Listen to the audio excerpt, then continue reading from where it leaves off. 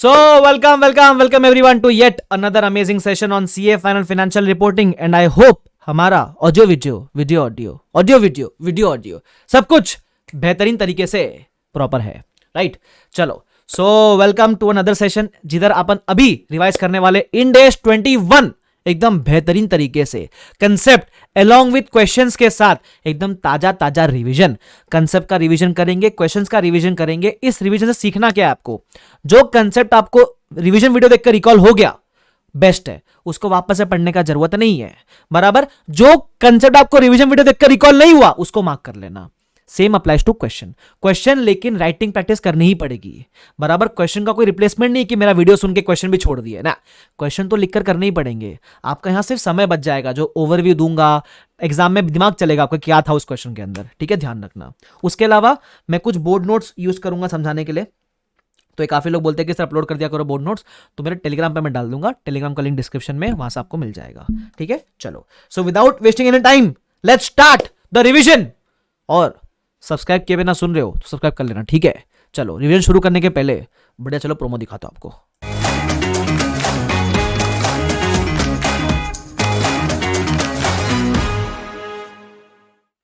चलो, तो let's start the revision in 3, 2, 1 and go.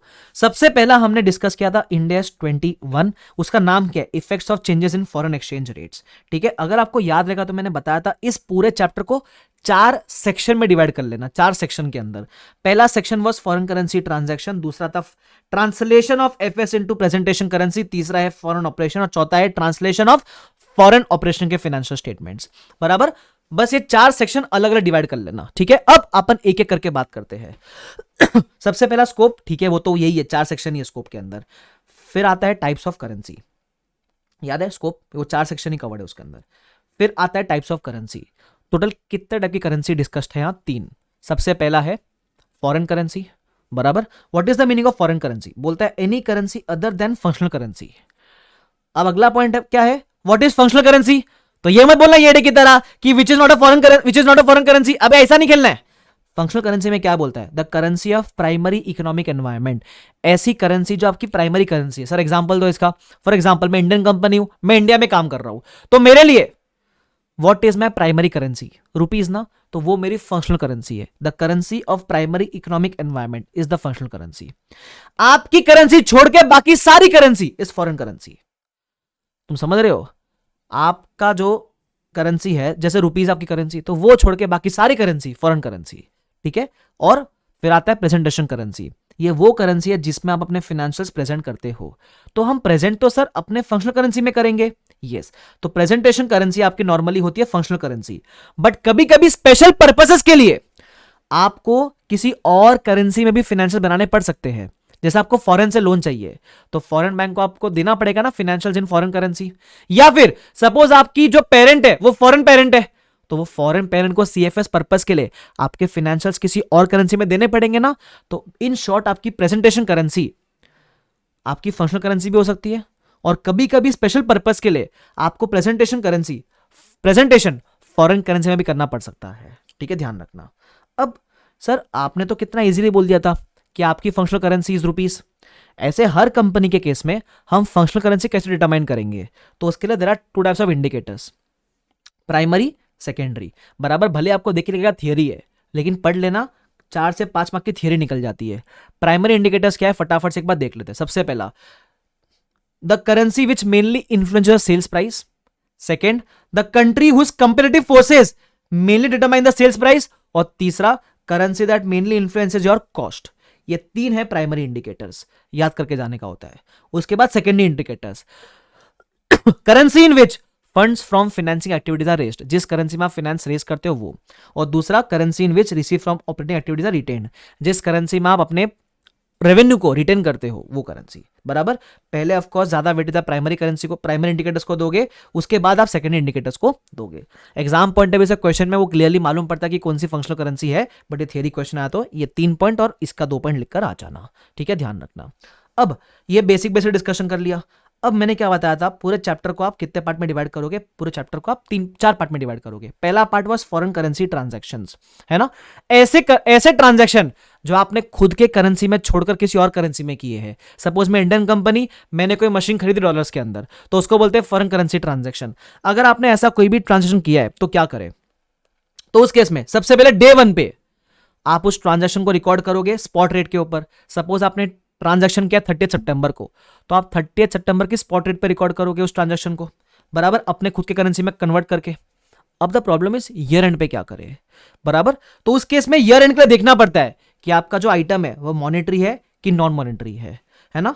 तो मॉनेटरी है तो आप उसको क्लोजिंग रेट पे रीमेजर करते हो, अगर नॉन मॉनेटरी है तो उसको आप रीमेजर नहीं करते, उसको आप हिस्टोरिकल रेट पे रखते हो, ठीक है। अब मॉनेटरी नॉन मॉनेटरी क्या होता है, तो मॉनेटरी का मतलब होता है राइट टू रिसीव या ऑब्लिगेशन टू पे भी हो सकता है, राइट टू रिसीव या ऑब्लिगेशन टू पे, फिक्स और डिटर्मिनेबल यूनिट्स ऑफ करेंसी। अगर आपको किसी भी आइटम के अगेंस्ट पक्का पक्का पैसा मिलने वाला है या पक्का पक्का पैसा देना है ना, तो उसको पक्का पक्का, है ना, राइट टू रिसीव या ऑब्लिगेशन टू पे, फिक्स और डिटर्मिनेबल यूनिट्स ऑफ करेंसी, तो मॉनेटरी है, otherwise it is non monetary, बराबर। तो हमने ना, याद है एग्जांपल्स भी कहते हैं बहुत सारे।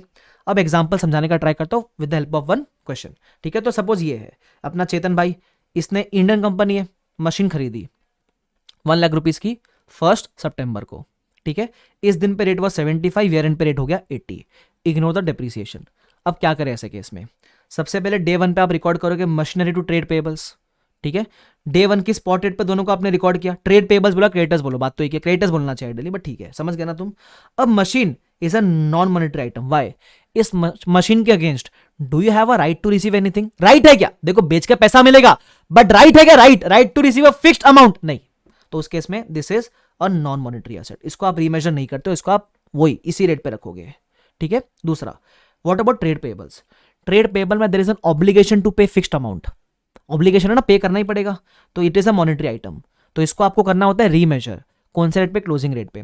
तो रेट 75 से 80 हो गई थी, बराबर, तो रेट बढ़ गई, नुकसान हो गया अपने लिए, तो वो लॉस आप बुक करोगे, simple. I hope this is clear to everyone, perfect. उसके बाद ये किया अपन ने, ठीक है।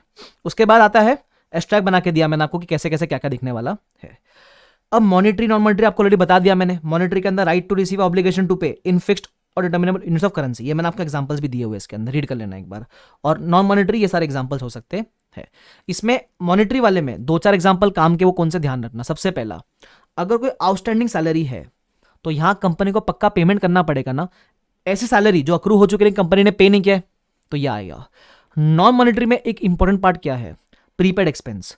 क्यों नॉन मॉनेटरी है सर ये, अगर आपने कोई खर्चा एडवांस में इंकर कर दिया है, प्रीपेड एक्सपेंस कर दिया है, तो इसमें आपको पैसा नहीं मिलने वाला है वापस, इसके बदले आपको सर्विस मिलने वाली है, तो there is no right to receive cash, there is a right to receive service, तो ये नॉन मॉनेटरी होएगा, ध्यान रखना, ठीक है। चलो, अब मैंने एक और समरी दिया हुआ है, समरी में एक और ट्रांजेक्शन बहुत इंपॉर्टेंट है जो अभी मैं डिस्कस करने वाला हूं, वो क्या है सुनना। Summary for accounting of foreign currency transactions, ठीक है। इनिशियल मेजरमेंट मॉनेटरी हो या नॉन मॉनेटरी हो, किस पे करने वाले हो, rate on the date of transaction पे करने वाले हो, पहला चीज। दूसरा चीज, सब्सिक्वेंट मेजरमेंट किस पे करेंगे, है ना। तो ईयर एंड पे आपको मैंने ऑलरेडी बताया, मॉनेटरी आइटम है तो क्लोजिंग रेट पे करोगे, डिफरेंस जाएगा प्रॉफिट एंड लॉस में, पहला। दूसरा, अगर नॉन मॉनेटरी आइटम है और अगर आपने उस आइटम को कॉस्ट मॉडल पे रखा है, जैसे फॉर एग्जांपल मेरा मशीन था, मेरे मशीन को मैंने कॉस्ट मॉडल पे रखा है, तो उस केस में नो नीड टू रीमेजर, इसका कोई एक्सचेंज गेन लॉस आएगा ही नहीं क्योंकि रीमेजर करा ही नहीं है। लेकिन अगर कोई ऐसा नॉन मॉनेटरी आइटम है जिसको आपने रीवैल मॉडल पे कैरी करके रखा है, जैसे ऊपर की जो मशीन थी, सपोज मैंने उसको कॉस्ट पे नहीं रखा, मैंने उसको रीवैल पे रख दिया, तो क्या होता, तो उस केस में आपको करना पड़ता रीमेजर, कौन से रेट पे, जिस दिन आप रीवैल्यूएशन परफॉर्म कर रहे हो। सपोज आप साल के एंड पे रीवैल परफॉर्म कर रहे हो, तो आपको साल के एंड की एक्सचेंज रेट कंसिडर करनी पड़ती along with the fair value. इसके ऊपर एग्जांपल करवाऊंगा वापस से। अगर नॉन मॉनेटरी आइटम रीवैल मॉडल वाला है, बराबर, तो क्योंकि रीवैल मॉडल में आप साल के एंड पे निकालते हो फेयर वैल्यू, कंसिडर करते हो फेयर वैल्यू, तो ये फेयर वैल्यू को जब कंसिडर करोगे तो एक्सचेंज रेट भी उसी ईयर एंड की लेना, सिंपल, बराबर। तो ऐसे केस में अगर कुछ एक्सचेंज डिफरेंस आ जाए तो क्या किया जाए, तो उस केस में exchange difference directly profit loss में नहीं जाता है, आपको यह देखना पड़ेगा कि क्योंकि ये असेट रीवैल मॉडल वाला था तो इसका फेयर वैल्यू गेन लॉस कहां गया है। अगर fair value gain loss OCI में गया है तो एक्सचेंज गेन लॉस भी ओसीआई में जाएगा, अगर fair value gain loss PNL में गया है तो एक्सचेंज गेन लॉस भी पीएनएल में जाएगा। अब इसको समझाने के लिए अपन ने पता है एग्जांपल लिया था, एक असेट है मेरे पास, सपोज इसकी कॉस्ट डे वन पे इतनी 1 लाख थी, ईयर एंड पे इट वाज 1.1 लाख तो ऐसे केस में, और आपने कॉस्ट परचेज किया था क्रेडिट पे, तो आप बुक करोगे मशीन टू ट्रेड पेबल का आप रीमेजर करोगे, इसका डिफरेंस जाएगा प्रॉफिट एंड लॉस में, वो तो सिंपल है। मशीन की बात कर रहा हूं, अब जब आप मशीन की फेयर वैल्यू कंसिडर करोगे तो वैल्यू लोगे ईयर एंड की, उसके साथ एक्सचेंज रेट भी लोगे ईयर एंड का। तुम समझ रहे हो क्या? तो मेरे पास डे वन की इतनी वैल्यू थी, ईयर एंड पे मेरी ये फेयर वैल्यू और ये ईयर एंड का एक्सचेंज रेट, ये लेना पड़ेगा आपको। तो आपको गेन आएगा 13 लाख का। इस गेन के 2 हिस्से करने पड़ेंगे। ये गेन कंप्राइज ऑफ 2 थिंग्स, एक है फेयर वैल्यू गेन और एक एक्सचेंज गेन। जो भी आपका फेयर वैल्यू गेन है, जितना भी आपका फेयर वैल्यू गेन है, वो कैसे निकलेगा? तो फेयर वैल्यू गेन निकालने के लिए आप सिर्फ फेयर वैल्यू को देखा करो। फेयर वैल्यू 1 थी, फिर 1.1 हो गई, सिर्फ इसको देखो, है ना। और रेट पुराना वाला ही यूज करो, रेट में कोई इंक्रीमेंट मत करो, सिर्फ फेयर वैल्यू देखो और रेट पुराना वाला यूज करो, उससे आपको मिलेगा fair value gain. Exchange gain या तो बैलेंसिंग फिगर ले लो, या फिर जो फेयर वैल्यू है सिर्फ इसको देखो और रेट का डिफरेंस देखो, सिर्फ इस वैल्यू को देखो और रेट का डिफरेंस देखो, तो आपको मिलेगा एक्सचेंज गेन। यहां छोटी छोटी मिस्टेक हो सकती है, ध्यान से करना, पहले बता रहा हूं, ठीक है। चलो, तो फेयर वैल्यू गेन अलग बुक करना और एक्सचेंज गेन अलग बुक करना, सिंपल। दोनों, क्योंकि फेयर वैल्यू गेन गया ओसीआई में तो एक्सचेंज गेन भी जाएगा ओसीआई में, सिंपल। अब इसके ऊपर ना एक क्वेश्चन भी था, हाथों के हाथ क्वेश्चन कर ही लेते हैं, and that was illustration number 12। आ जाओ। तो एक इलस्ट्रेशन नंबर 12 एकदम मीठा मीठा प्यारा प्यारा क्वेश्चन है, ध्यान से देखना क्या बोलता है वो क्वेश्चन। सिंपल सा क्वेश्चन है, बढ़िया सा क्वेश्चन है। वो बोलता है, ये सेम जो एग्जांपल मैंने लिया वैसा ही केस है कि मैंने मशीन खरीदी कितने में, $5,000 में, क्रेडिट पे परचेज किया, रेट थी 60, ईयर एंड पे फेयर वैल्यू 5,500, रेट हो गए 65। पहले इतने की बात कर लेते हैं। तो ऐसे केस में क्या करना है, डे वन पे आप रिकॉर्ड करो 5,000 के हिसाब 60 के हिसाब से, क्रेडिटर्स को करोगे रीमेजर, गेन लो जाएगा प्रॉफिट एंड लॉस में, मशीन के ऊपर आएगा आपको रिवैल्यूएशन गेन, है ना। अब गेन कैसे निकालोगे रीवैल का, और एक्सचेंज गेन कैसे निकालोगे, बराबर तो सिंपल है। रीवैल गेन निकालने के लिए you will compare cost and fair value, और रेट ओल्ड वाली यूज करने का, है ना। जो भी कॉस्ट और फेयर वैल्यू कंपेयर करो, रेट ओल्ड वाली यूज करने का, ठीक है। और एक्सचेंज गेन के लिए आप फेयर वैल्यू यहां उठा लेना, फेयर वैल्यू पकड़ना इधर, और रेट का फर्क ले लेना, तो आपको एक्सचेंज गेन मिल जाएगा, ठीक है, सिंपल। इस क्वेश्चन में खास बात यह थी कि यहाँ 30% का रेट भी दिया हुआ है, तो डिटेल भी आएगा। अब कैसे आएगा, मैंने वर्किंग बनाई थी, इधर आपको याद रहेगा, तो देखो इधर दिखाता हूं। कैरिंग अमाउंट आपकी मशीन की हो गई फेयर वैल्यू गेन और एक्सचेंज गेन के बाद इतनी, लेकिन टैक्स बेस कितना रह गया, टैक्स बेस आपका 3 लाख पे रह गया, तो डिफरेंस आया 3 लाख पे। क्यों? क्योंकि हम टैक्स के अंदर कोई फेयर वैल्यू गेन या कोई भी एक्सचेंज गेन बुक नहीं करते, तो टैक्स बेस आपका इतने पे रह गया, डिफरेंस आया। अब ये डिफरेंस का रीजन क्या है, ये डिफरेंस का रीजन है fair value and exchange gain, और ये दोनों चीजें ओसीआई में जाती है, तो हमारा जो डीटीएल आता है वो भी ओसीआई में जाएगा। अब डिटेल कैसे आया सर, आपको याद है अपन ने इंडस्ट्रियल में हिंट पढ़ा था, है ना, कैरिंग अमाउंट ज्यादा टैक्स बेस कम, always try to bring carrying amount towards tax base. तो कैरिंग अमाउंट ऊपर है, टैक्स बेस नीचे है, तो always try to bring carrying amount towards tax base, carrying amount towards tax base. Carrying amount कम करना है ना भाई साहब, तो कैरिंग अमाउंट कम करना है तो लायबिलिटी क्रिएट करना पड़ेगा, बिकॉज असल का कैरिंग अमाउंट कम करना है तो लायबिलिटी क्रिएट करोगे, क्लियर। तो डिटेल आ जाएगा उस केस में, तो क्योंकि इस डिफरेंस का रीजन वाज ओसीआई, तो डिटेल भी जाएगा ओसीआई के अंदर, तो आपने ये एंट्री मारी, सिंपल। अच्छा, उसके अलावा 1 साल के बाद हमने ट्रेड पेबल को पे ऑफ कर दिया, तो ट्रेड पेबल को पे ऑफ करने की एंट्री मारने का 67 में पे ऑफ किया, 67 में, तो आप 67 में पेमेंट करोगे, क्रेडिटर्स को बाहर करोगे कैरिंग अमाउंट के ऊपर, क्योंकि वो 65 पे रीमेजर था, और जो भी एक्स्ट्रा पैसा दिया वो आपका एक्सचेंज गेन लॉस हो गया। आप इसको अलग अलग करके भी मार सकते हो, पहले क्रेडिटर्स को आप 67 पे ले जाओ फिर पे ऑफ कर दो, वैसे भी कर सकते हो, कैसे भी करो चलेगा। उसके अलावा एक और इन्फॉर्मेशन दिया हुआ है, fair value of machine remain unchanged, इसका मतलब फेयर वैल्यू निकाला है लेकिन वो अभी भी इतना ही है 5,500, तो उस केस में इस साल कोई फेयर वैल्यू गेन नहीं आएगा, लेकिन एक्सचेंज गेन तो आएगा। क्यों? हम जब जब फेयर वैल्यूएशन परफॉर्म करेंगे एक्सचेंज गेन निकालना पड़ेगा। यहां आपने फेयर वैल्यूएशन परफॉर्म किया है, बस गेन नहीं आया है, ठीक है, तो ध्यान रखना यहां से एक्सचेंज गेन आएगा, जो 67 से 65 67 की रेट हो गई वो एक्सचेंज गेन आएगा, ध्यान रखना please. When the asset is non monetary and which is carried at reval model, जिस दिन भी फेयर वैल्यू ढूंढोगे उस दिन आपको एक्सचेंज गेन लॉस भी देखना पड़ेगा। यहां आपने फेयर वैल्यू ढूंढी है, सिर्फ फेयर वैल्यू इंक्रीज नहीं हुई है, उतनी की उतनी ही है, तो फेयर वैल्यू गेन 0 है, बट एक्सचेंज गेन तो आएगा, वो रिकॉर्ड कर लेना। और गेन आया एक्सचेंज गेन तो ओसीआई का डिटेल भी आएगा, वो आप अगेन इस तरीके से निकाल सकते हो, ध्यान रखना। सिंपल, ए वाला पार्ट डन एंड डस्टेड, ठीक है। तो ये अपन ने बढ़िया सा एक पार्ट कर लिया था, मजा आ गया था, एकदम फील आ गई थी भाई साहब, ठीक है। उसके बाद मैंने आपको क्या बताया था, पूरे चैप्टर को आप 4 सेक्शन में डिवाइड करना, ये हमारा फर्स्ट सेक्शन हो गया था, that was foreign currency transactions, clear है। अब एक बार ये सेक्शन हो गया तो इसको भूल जाने का। अब आने का अगले सेक्शन के ऊपर, translating financial statements into presentation currency. यहां मैं ट्रांसलेशन की बात कर रहा हूं। अब आपने आपके फाइनेंशियल्स बना लिए, आपने फाइनेंशियल्स बनाए रहेंगे फंक्शनल करेंसी में, लेकिन ऐसा मान लो आपको प्रेजेंट करना पड़ रहा है किसी दूसरे करेंसी में। मैंने बताया था ना, बाहर से लोन लेना है तो उसके लिए सबमिट करना पड़ सकता है, फॉरेन पेरेंट को भेजना है तो उसके लिए कन्वर्ट करना पड़ सकता है। तो अगर आपकी presentation currency is other than functional currency तो ट्रांसलेट करेंगे फाइनेंशियल्स को। अब फाइनेंशियल्स को ट्रांसलेट करने के लिए कैसे करेंगे, यहां आप मॉनेटरी नॉन मॉनेटरी मत देखना। तो क्या करेंगे अपन, सिंपल, इधर सिंपल सिंपल रूल्स है। इधर आ जाओ, एक सेकंड, किधर गया ये तो दूसरा खुल गया। हाँ, इधर सिंपल सिंपल रूल्स है अपने पास। यहां मैंने देखो शॉर्टकट में लिखा है वो आपके लिए। देख लो, इधर बोलता है translation of FS into presentation currency, है ना। तो उस केस में ये तब कब एप्लीकेबल है, जब फंक्शनल करेंसी अलग है लेकिन प्रेजेंट किसी और करेंसी में करना है। तो सारे असेट्स क्लोजिंग रेट पे, सारे लायबिलिटी क्लोजिंग रेट पे, करंट ईयर का जो प्रॉफिट एंड लॉस है एवरेज रेट पे, इक्विटी में जो इक्विटी शेयर कैपिटल है, जो कैपिटल है वो आप कन्वर्टेड अमाउंट या तो दिया हुआ रहता है, अगर कन्वर्टेड अमाउंट नहीं दिया हुआ है तो उस केस में आप हिस्टोरिकल रेट पे कन्वर्ट कर लेना। उसके अलावा जो अदर इक्विटी है, अदर इक्विटी का जो ओपनिंग बैलेंस है उसके लिए सेम, या तो कन्वर्टेड अमाउंट दिया हुआ रहेगा, नहीं दिया हुआ है तो हिस्टोरिकल रेट पे कन्वर्ट कर लेना। उसके अलावा जो भी आपका ड्यूरिंग द ईयर का अदर इक्विटी है वो आप एवरेज रेट पे कन्वर्ट करोगे। क्यों, क्योंकि ड्यूरिंग द ईयर का जो प्रॉफिट एंड लॉस है वो एवरेज रेट पे कन्वर्ट किया ना आपने, तो यही तो प्रॉफिट लॉस अदर इक्विटी में आता है ड्यूरिंग द ईयर में, तो इसको भी आप किस पे करोगे, एवरेज रेट पे कन्वर्ट करोगे। ऑफ कोर्स यहां क्या मैं मॉनिटरी नॉन मॉनिटरी चेक कर रहा हूं क्या, नहीं भाई, यहां मत देखना। ट्रांसलेशन वाले केस, ट्रांजेक्शन अलग है, ट्रांसलेशन अलग है। ट्रांसलेशन में you will not see any monetary non monetary, यहां सीधा सीधा ट्रांसलेट करने का बैठ के सिर्फ सारे एसेट लायबिलिटी क्लोजिंग पे बराबर, इक्विटी और opening return earnings historical rate पे, और ड्यूरिंग द ईयर का प्रॉफिट एवरेज रेट पे, सिंपल। अब क्योंकि आपने पूरे फाइनेंशियल्स को सेम रेट पे कन्वर्ट नहीं किया है, वो डिफरेंस आएगा। इस डिफरेंस को हम प्यार से बोलते हैं FCTR। क्या बोलते हैं इसको, FCTR। What is the full form of this, foreign currency translation reserve. ये आप बुक करोगे OCIR में, OCIR से ये अक्यूमुलेट होएगा अदर इक्विटी के अंदर, सिंपल।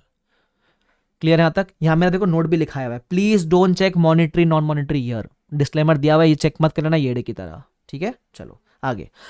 ये अपना second section of the chapter था।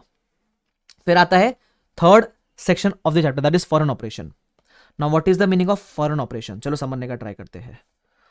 फॉरेन ऑपरेशन का मतलब क्या होता है, तो सपोज आप इंडियन पेरेंट हो और आपकी बहुत सारी बाहर एक सब्सिडरी है, आप इंडियन पेरेंट हो, आपकी सब्सिडरी है एक यूएस की, जॉइंट वेंचर चाइना का, एसोसिएट दुबई का, ब्रांच जापान का, बराबर। तो जब आपके बाहर गांव की सब्सिडरी एसोसिएट जॉइंट वेंचर है उसको बोलते हैं फॉरेन ऑपरेशन, बराबर। पेरेंट किसी और कंट्री का और बाकी सब लोग किसी और कंट्री के, उसको बोलते हैं फॉरेन ऑपरेशन। अब आप अगर आपके पास कोई फॉरेन ऑपरेशन है तो क्या चेक करना है, आपको इसकी फंक्शनल करेंसी चेक करनी है इस फॉरेन ऑपरेशन की। तो आपको यह चेक करना है क्या इस फॉरेन ऑपरेशन की functional currency is same as parent या it is different from parent. अब आप बोलोगे सर डिफरेंट ही होगी ना, सेम कैसे होगी, क्योंकि अगर ये फॉरेन का ऑपरेशन है और मैं इंडियन हूं तो इसके तो करेंसी अलग ही होगी ना। ऐसा नहीं होता है, it can be same as parent also. Sir ये कैसे मालूम पड़ेगा, याद है कुछ कंडीशंस आपने कंसेप्ट बुक में थे, मैंने आपको बोला था रीड कर लेना इसको। देखो दिखाता हूं आपको कौन से थे, किधर गया ये अपनी कंसेप्ट बुक, ये वाला functional currency of foreign operation है ना। तो अपने को ये कंडीशन चेक करने का था, कुछ कंडीशन में एक बार सी रीड कर लेने का, कुछ कंडीशन में अगर मीट हुआ तो the functional currency can be same as parent, और कभी कभी नहीं हुआ तो it might not be same as parent. इसका थोड़ा रिलेशन AS से है, वो था ना integral foreign operation, non integral foreign operation, वैसा है, बट ठीक है वो इतना काम का नहीं, एक बार रीड कर लेना बस इसको, बराबर। तो ऐसे केस में आपको क्या चेक करना है, फॉरेन ऑपरेशन का functional currency whether it is same as parent और डिफरेंट फ्रॉम पेरेंट। अगर पेरेंट की तरह सेम है, इसका भी करेंसी सेम, पेरेंट का भी फंक्शनल करेंसी सेम, तब तो प्रॉब्लम ही नहीं है, तब तो डायरेक्टली CFA बना सकते हो। लेकिन अगर पेरेंट का करेंसी रुपीज है और हमारे ऑपरेशन का करेंसी डॉलर्स निकलता है तो ऐसे केस में क्या करना पड़ेगा, for the purpose of CFS अपने को इस ऑपरेशन का ट्रांसलेशन करना पड़ेगा ना। For the purpose of CFS मेरे को ये फॉरेन ऑपरेशन का जो फाइनेंशियल्स है वो रुपीस में लगेगा ना यार, तो मुझे फॉरेन ऑपरेशन के जो फाइनेंशियल्स है उसको ट्रांसलेट करना पड़ेगा। तो अगर डिफरेंट है तो ये will translate translation of FS of foreign operation will be required. अब सर ट्रांसलेशन कैसे करेंगे, सीखा ना ऊपर। जब भी ट्रांसलेशन की बारी आएगी, जब भी फिनेंशियल्स को ट्रांसलेट करोगे, वही सेम रूल्स है, सारे एसेट क्लोजिंग पे, लाइबिलिटी क्लोजिंग पे, करंट ईयर का वो एवरेज पे, equity, blah blah blah, simple. I hope तुमको समझता है ये वाला पार्ट क्या। यस अब इस पार्ट के ऊपर 2 क्वेश्चन थे हमारे पास, and that was question number 11। सबसे पहला देख लेते हैं फटाफट से क्या बोलता है वो, सुन लो। क्वेश्चन नंबर 11, यहां अपने को ट्रांसलेशन करना है, सिंपल है, सारे एसेट क्लोजिंग पे, सारे लाइबिलिटी क्लोजिंग पे, इक्विटी और ओपनिंग का गिवन दिया हुआ है, ट्रांसलेटेड वैल्यू दिया हुआ है आपको, और प्रॉफिट फॉर द ईयर आपको एवरेज रेट पे करना है, कर लेना, सिंपल है। आपको वो एक्सचेंज रेट भी दिया हुआ है। बस ध्यान रखना, अगर आपने थोड़ा एसएफएम पढ़ रखा है तो आपको ये आइडेंटिफाई करना होता है कि ये कोट डायरेक्ट नहीं इनडायरेक्ट कोट है। इनडायरेक्ट मतलब नॉर्मली अपन क्या करते हैं, कन्वर्ट करने के लिए अपन मल्टीप्लाई करते हैं, मल्टीप्लाई मत करना, ये की तरह यहाँ डिवाइड करना पड़ेगा आपको, ध्यान रखना। क्यों डिवाइड करना पड़ेगा, अगर आपको नहीं समझता है तो मैंने आपको पता है क्लास में एक हिंट बताया था क्रॉस मल्टीप्लिकेशन कर लेने का। कैसे सर, दिखाता हूं, इधर आओ। फॉर एग्जाम्पल क्रॉस मल्टीप्लाई कर लेने का, मेरा $1 इज $1, तो मेरे 50,000 USD कितने $1 रहेंगे, ऐसा। तो आपको मालूम पड़ेगा मुझे यहाँ डिवाइड करना पड़ रहा है, आपको मैंने पता है, याद है एकदम छोटा सा हिंट दिया था, ध्यान रखना, बस कन्वर्ट कर लेना। आपका असेट साइड और लायबिलिटी साइड मैच नहीं करेगा, आपका असेट ज्यादा है मतलब गेन है आपका, तो FCTR करके गेन बुक कर लेना, बस सिंपल है। अब इसमें एक और चीज पूछी है, एक वर्किंग पूछी है इसके अंदर, लास्ट में जाकर वो इधर पूछा है, prepare a working of cumulative balance of foreign currency translation reserve. एक रिको की तरह पूछा है बेसिकली। तो ये रिको कैसे बनाने का, सुन लो। आपके सारे चीजें क्लोजिंग पे कन्वर्ट किया है एक्सेप्ट 3 थिंग्स, 3 आइटम को छोड़कर आपने सारे आइटम्स क्लोजिंग पे कन्वर्ट किए हैं। अब वो 3 आइटम्स कौन से हैं, सबसे पहला है आपका ओपनिंग कैपिटल, सेकेंड है आपका ओपनिंग रिटेन्ड अर्निंग्स, और ये प्रॉफिट फॉर द ईयर। इनको आपने क्लोजिंग पे नहीं, इनको आपने किसी और रेट पे कन्वर्ट करा है। तो अब मैं रिको कैसे बनाऊंगा, देखो रिको सिंपल है, अगर ये तीनों आइटम को मैं क्लोजिंग पे ही कन्वर्ट करता तो वैल्यू क्या आती, compare this value with the actual value, आपको डिफरेंस मिलेगा, वो डिफरेंस यही है जो आपको इधर आता है, ऐसा।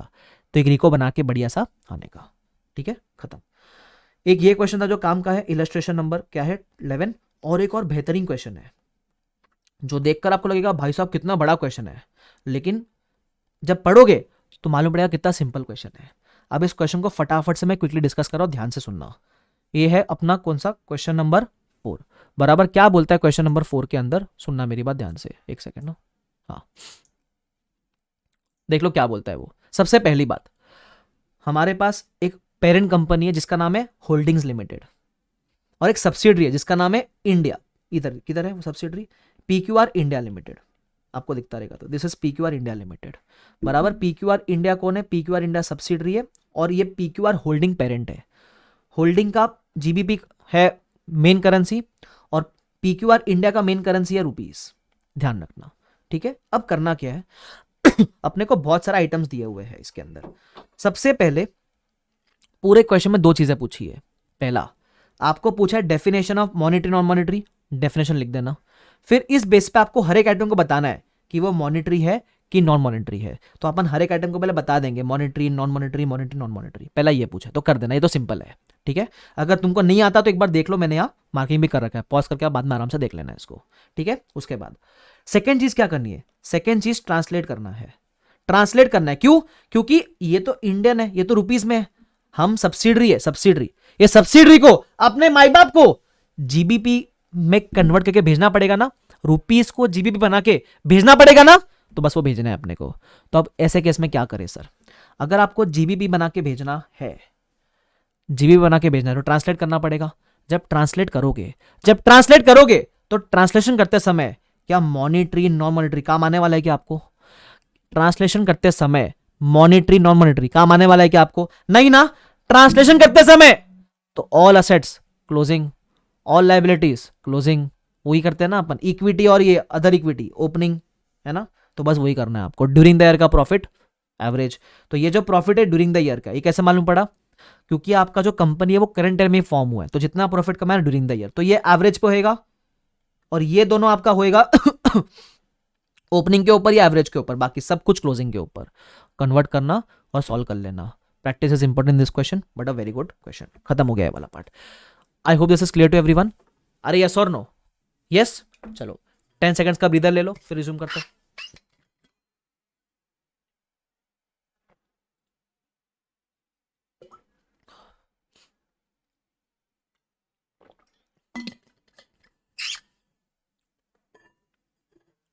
चलो आगे बढ़ जाते हैं। परफेक्ट, चलो आगे बढ़ते हैं, आ जाओ। अब आता है हमारा नेक्स्ट पार्ट। अगर आपको याद रहेगा तो अपने कंसेप्ट बुक में भी है वो पार्ट, एंड दैट इज, ये तो हो गया। फिर आता है अपना ये वाला part, and that is intra group transactions. Now what is the meaning of this? Parent subsidiary के बीच में अगर कोई लोन गिवन लोन टेकन है या ट्रेड रिसीवेबल ट्रेड पेबल है तो क्या होगा?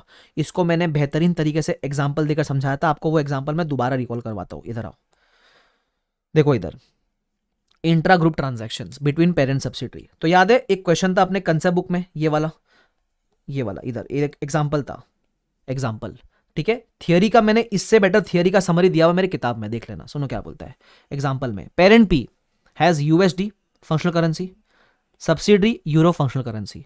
अब पेरेंट ने लोन दिया सब्सिडरी को यूएसडी में, पेरेंट का मेन करेंसी यूएसडी है, सब्सिडरी का यूरो है। पेरेंट ने सब्सिडरी को लोन दिया है 30 सितंबर को, ठीक है। डे 1 का रेट दिया हुआ है, ईयर एंड का रेट दिया हुआ है। अब ऐसे केस में क्या करे? 3 बुक्स में अकाउंटिंग करना है, पेरेंट का एसएफएस, सब्सिडरी का एसएफएस और सीएफएस। अब पेरेंट का करेंसी डॉलर्स है, लोन दिया भी डॉलर्स में है, तो पेरेंट के लिए this is not a foreign currency transaction. मेरा डॉलर्स करेंसी है, डॉलर्स में लोन दिया है, तो मेरे लिए वो फॉरेन करेंसी ट्रांजैक्शन नहीं है भाई। मैं इस पे रिकॉर्ड करेगा और ईयर एंड पे इसी वैल्यू पे दिखेगा। बट फॉर सब्सिडरी उसका मेन करेंसी यूरोज है, लोन लिया डॉलर्स में, तो इसके लिए जो लाइबिलिटी है it is a foreign currency transaction. तो ये आज तो इस पर रिकॉर्ड करेगा, ईयर एंड पे रीमेजर भी करेगा। सिंपल, तुमको समझता है ये वाला पार्ट? ठीक है सर, रीमेजर कर लिया, ईयर एंड पे लॉस भी आ गया। तो सब्सिडरी के एक्सट्रैक्ट में दिख रहा है लॉस और बैलेंस शीट में दिख रहा है लोन फ्रॉम पी करके, ठीक है। अब जब सीएफएस बनाएंगे सीएफएस, तो सीएफएस में ये सारी चीजों को कन्वर्ट करना पड़ेगा ना अपने को मेन करेंसी में। इसको अपने को क्या करना पड़ेगा? सीएफएस पर्पस से इसको अपने को ट्रांसलेट करना पड़ेगा सीएफएस के लिए। Translate for CFS in dollars. तो सीएफएस में होता क्या है? आपने लोन टू सब्सिडरी और लोन फ्रॉम पेरेंट रिकॉर्ड करा, ये लोन फ्रॉम पेरेंट जो था वो यूरोज में नहीं डॉलर्स में दिखेगा। तो ट्रांसलेट करोगे तो असेट लायबिलिटी क्लोजिंग रेट पे करोगे ट्रांसलेट, तो ट्रांसलेट किया। अब लोन गिवन लोन टेकन तो एलिमिनेट हो जाता है सीएफएस के अंदर, सिंपल। बट जो एक्सचेंज लॉस है ये सीएफएस में एलिमिनेट नहीं होता है। जो एक्सचेंज लॉस एसएफएस में अराइज हुआ था ना, वो एग्जैक्टली सीएफएस में दिखने वाला है। This won't get eliminated. Why? अरे भाई किसके अगेंस्ट एलिमिनेट करोगे? इसके अगेंस्ट तो थे ना दोनों, लोन गिवन लोन टेकन। यहां तो एक ही अकेला एक्सचेंज लॉस है। सर गेन क्यों नहीं आया इसके अगेंस्ट? क्योंकि ये जो ट्रांजैक्शन था वो सिर्फ एक ही पार्टी के लिए फॉरेन करेंसी ट्रांजैक्शन था। तुम समझ रहे हो? ये सिर्फ एक ही पार्टी के लिए फॉरेन करेंसी ट्रांजैक्शन था, तो एक ही पार्टी के उसमें लॉस अराइज हुआ, तो ये सीएफएस में एलिमिनेट नहीं होता है, सिंपल। तो ये सीएफएस में कहां दिखेगा? सीएफएस के प्रॉफिट एंड लॉस में दिखेगा, सीएफएस के प्रॉफिट एंड लॉस में दिखेगा, ये भी सिंपल, इतना बताना था। अब इसका आपको मैंने एक समरी दिया था जिसमें बहुत सारे केसेस है। सबसे पहला देखो क्या बोलते हैं, treatment of exchange gain loss in inter company transaction. जो भी गेन लॉस एसएफएस में आता है इंटर कंपनी ट्रांजैक्शन में, तो एसएफएस में तो सारे प्रॉफिट लॉस जा रहे हैं प्रॉफिट एंड लॉस के अंदर। अच्छा, अब इंटर कंपनी ट्रांजैक्शन सिर्फ लोन गिवन लोन टेकन नहीं होता है, it can be sale of goods and purchase of goods, जहां trade receivables and trade payables can arise. तो अगर ऐसा कोई इंटर कंपनी है तो trade receivable trade payable eliminate करो, सेल्स परचेज एलिमिनेट करो, सिर्फ जो एक्सचेंज गेन लॉस है वो एलिमिनेट नहीं होगा, वो सीएफएस के प्रॉफिट लॉस में दिखता हुआ चलेगा। अगला सीएफएस में अगर कोई इंटर कंपनी ट्रांजैक्शन है लोन गिवन लोन टेकन का, अगर कोई इंटर कंपनी ट्रांजैक्शन है लोन गिवन लोन टेकन का, तो आपने भी ये केस डिस्कस किया। हमने माना कि लोन रिटर्नेबल होगा, पेरेंट ने सब्सिडी को लोन दिया है तो इट माइट बी रिटर्नेबल, तो loan given loan taken will get eliminated but the exchange gain loss will not get eliminated. यही तो अपना एग्जांपल देखा अभी। तो वो कहां दिखेगा एक्सचेंज गेन लॉस? सीएफएस के पीएनएल में। लेकिन एक और केस है जिसपे कोई क्वेश्चन नहीं है लेकिन एक कंसेप्ट तो है, वो क्या है? अगर ये लोन गिवन लोन टेकन है but the loan is not returnable in future, parent ने लोन दिया सब्सिडरी को, बोला रख ले, नहीं चाहिए फ्यूचर में तेरे से वापस, तो लोन गिवन लोन टेकन तो एलिमिनेट होएगा सीएफएस के अंदर। लेकिन लेकिन लेकिन जो एक्सचेंज गेन लॉस है वो एलिमिनेट नहीं होएगा। फर्क इतना है, वो सीएफएस में पीएनएल में नहीं, वो सीएफएस के ओसीआईआर में दिखेगा, वो सीएफएस के ओसीआईआर में दिखेगा। ये कब होएगा? जब loan is not returnable in future. Inter company है सीएफएस की बात कर रहा हूं, सीएफएस में इंटर कंपनी है तो loan given loan taken eliminated, but अगर लोन रिटर्नेबल नहीं है तो एक्सचेंज गेन लॉस सीएफएस के पीएनएल के बदले सीएफएस के ओसीआई में दिखेगा। सर ये पीएनएल ओसीआई बहुत ज्यादा नहीं हो गया, कभी पीएनएल कभी ओसीआई, ये वो टेंशन मत लो, पूरे बोर्ड नोट्स के एंड में मैंने एक समरी दिया हुआ है कि पूरे चैप्टर में कब प्रॉफिट एंड लॉस कब ओसीआईआर, तो कंफ्यूजन का स्कोप ही नहीं रखा मैंने। चलो ठीक है, अब इसके ऊपर एक क्वेश्चन भी था, दैट इज इलस्ट्रेशन नंबर 8। अपने मॉडल में बढ़िया सा क्वेश्चन है, इलस्ट्रेशन नंबर 8 बहुत बढ़िया क्वेश्चन है, इंपॉर्टेंट क्वेश्चन है, ठीक है। अपन फटाफट से इसको रिवाइज कर लेते हैं, आ जाओ। क्या था इस क्वेश्चन में? इस क्वेश्चन में मैं शॉर्ट में डिस्कस कर रहा हूं, ठीक है, एलडीआर क्वेश्चन है। इस क्वेश्चन में there was inter company sale purchase, ठीक है। तो एक के बुक्स में ट्रेड रिसीवेबल, एक के बुक्स में ट्रेड पेएबल, वो आप एलिमिनेट कर दोगे ईयर एंड पे, सिंपल, ठीक है।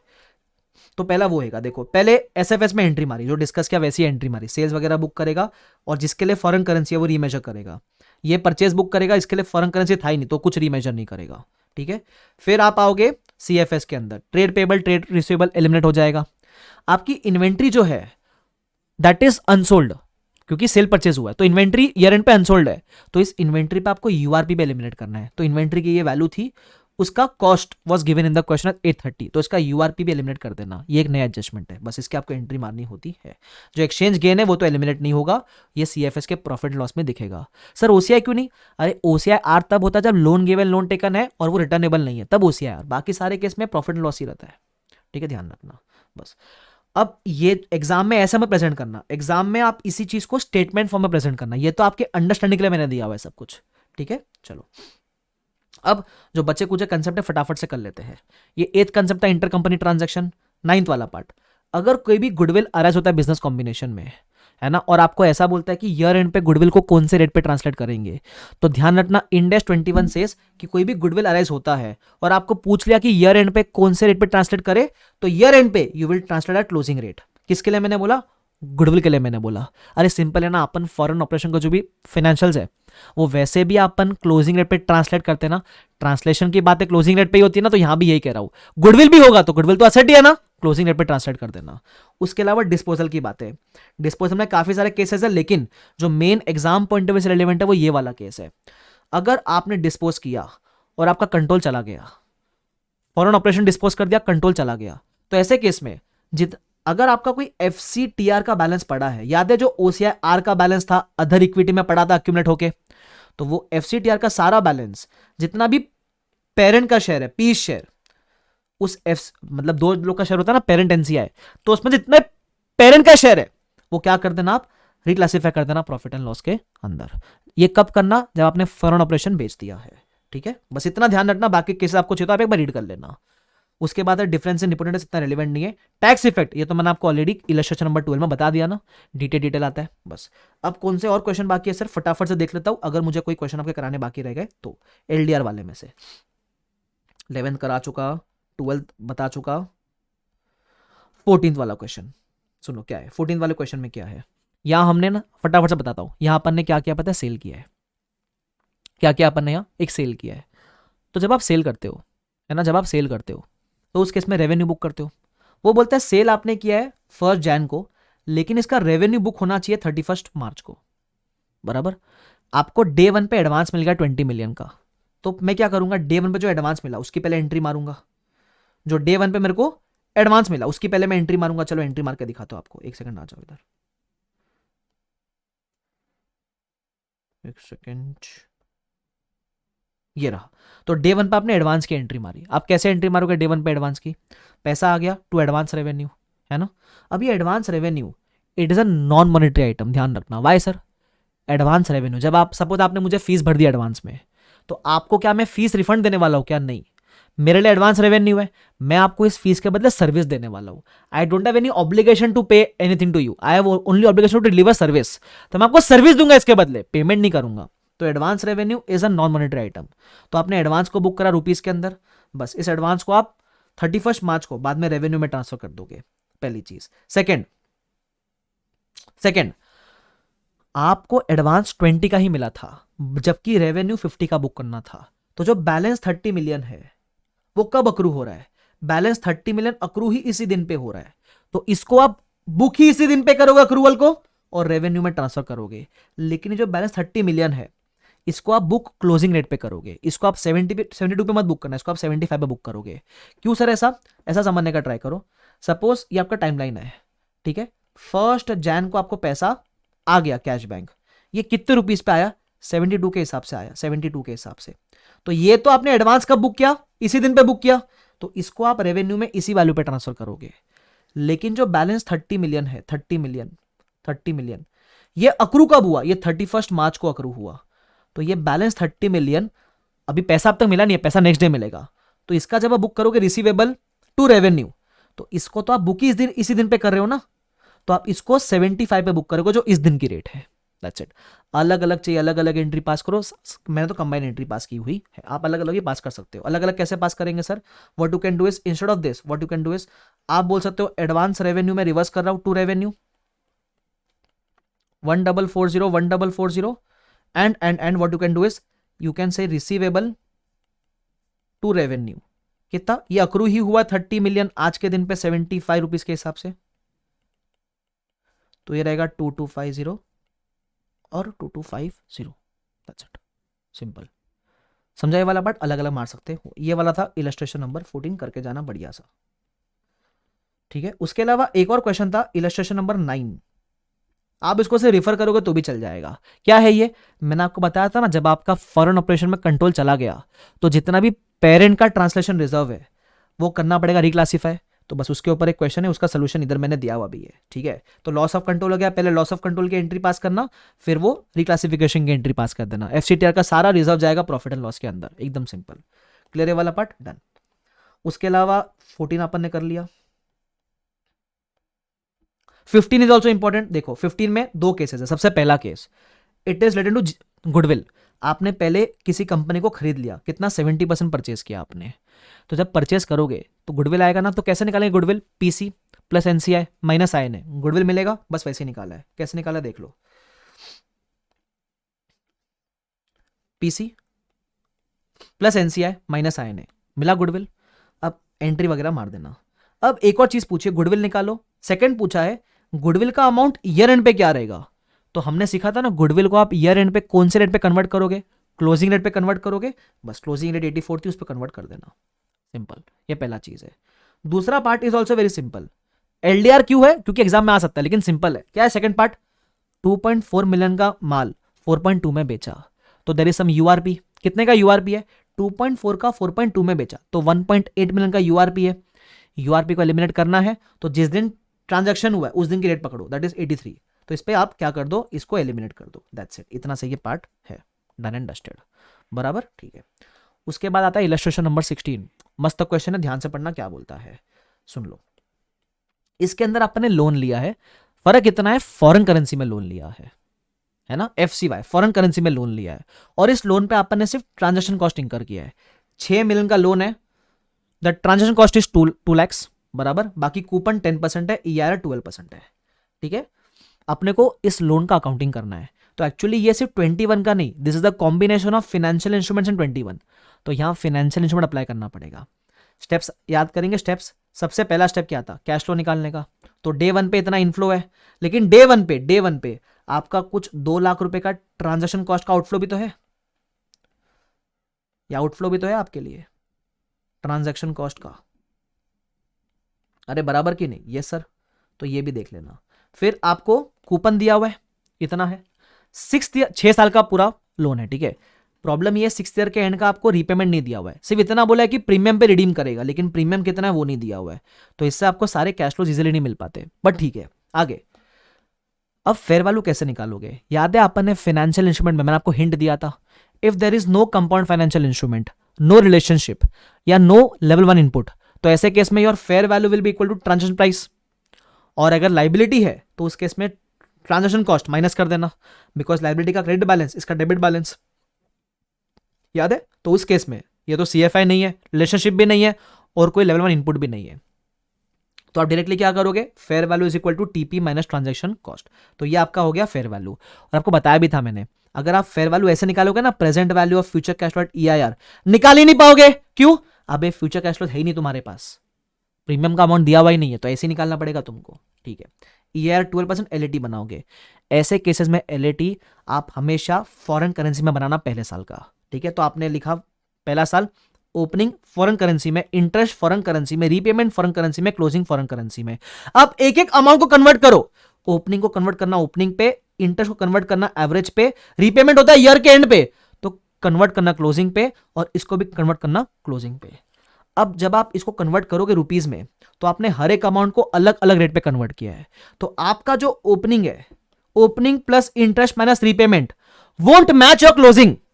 आपका इस केस में opening plus interest minus repayment आता है 145.342, बट क्लोजिंग अपने को चाहिए 162.14। मतलब आपका ये अमाउंट आ रहा है लेकिन जाना ऊपर है, लाइबिलिटी बढ़ रही है 145 से इट इज इंक्रीजिंग टू 162। तो ये क्यों आ रहा है एक्सचेंज गेन लॉस? क्योंकि आपने सब अमाउंट्स को अलग अलग रेट पे कन्वर्ट किया है। तो बस ये जो एक्सचेंज गेन लॉस है, क्योंकि लाइबिलिटी बढ़ रही है तो लॉस है, तो लॉस जाएगा प्रॉफिट एंड लॉस में। That's it.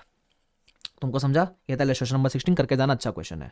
फिर इसका एक मॉक टेस्ट का एक क्वेश्चन नंबर 1 है, इसको रिफर कर लेना, इंपॉर्टेंट नहीं है बट एक बार रिफर जरूर कर लेना। क्वेश्चन नंबर 1 MTP RTP वाला, ठीक है। एक और चीज मैंने आपको बताया था ना, एग्जाम में कभी कभी वो थियरी आ जाती है, प्राइमरी इंडिकेटर्स सेकेंडरी इंडिकेटर्स, देखो उसकी थियरी दी हुई है इधर, तो वहां पे कर सकते हो, बराबर, ठीक है।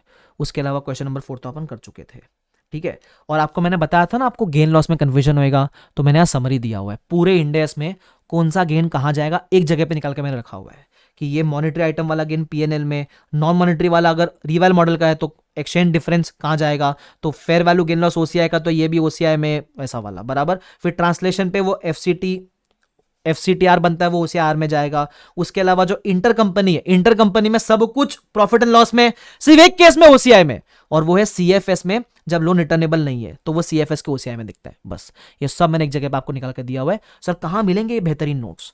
टेलीग्राम में, लिंक डिस्क्रिप्शन में, ठीक है। उसके अलावा अगर वीडियो पसंद आए लाइक जरूर करना, सब्सक्राइब करे बिना जाना मत, और अगर आपको मेरे लेक्चर्स बाय करने हैं तो they are available on exclusively on bbvirtuals.com, link description में, ध्यान रखना, ठीक है। तो क्योंकि इंडेक्स खत्म हो गया है तो एक बार तो बनता है ना, हम जो हर इंडेक्स में करते हैं, क्या है वो, सर से सुनना, सर से, अरे सर से मोरी चुनरी जाए जाए जाए, सर से मोरी चुनरी जाए, सरक सरक सरक।